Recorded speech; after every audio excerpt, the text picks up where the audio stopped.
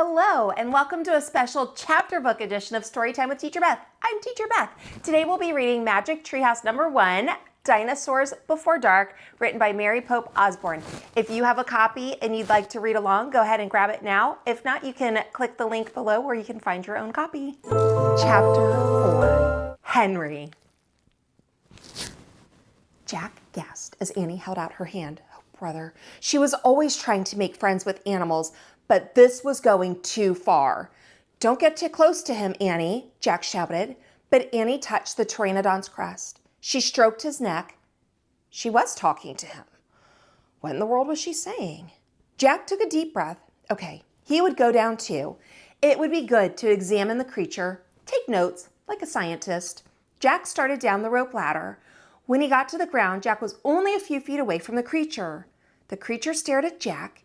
His eyes were bright and alert. He's soft, Jack, said Annie. He feels like Henry. Jack snorted. He's no dog, Annie. Feel him, Jack, said Annie.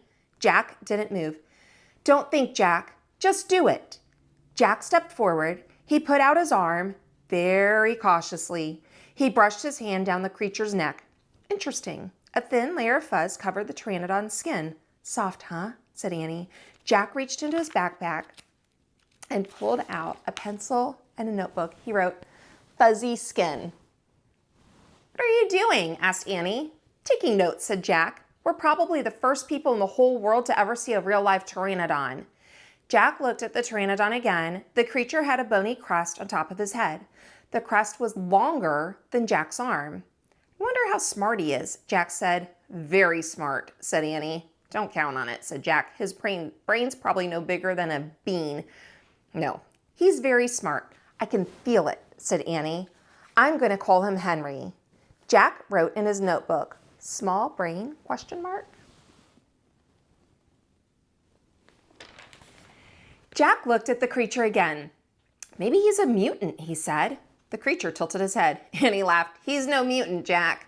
"Well, what's he doing here then? Where is this place?" said Jack. Annie leaned close to the pteranodon. "Do you know where we are, Henry?" she asked softly. The creature fixed his eyes on Annie. His long jaws were opening and closing like a giant pair of scissors. "Are you trying to talk to me, Henry?" asked Annie. "Forget it, Annie." Jack wrote in his notebook, "Mouth like scissors? Question mark.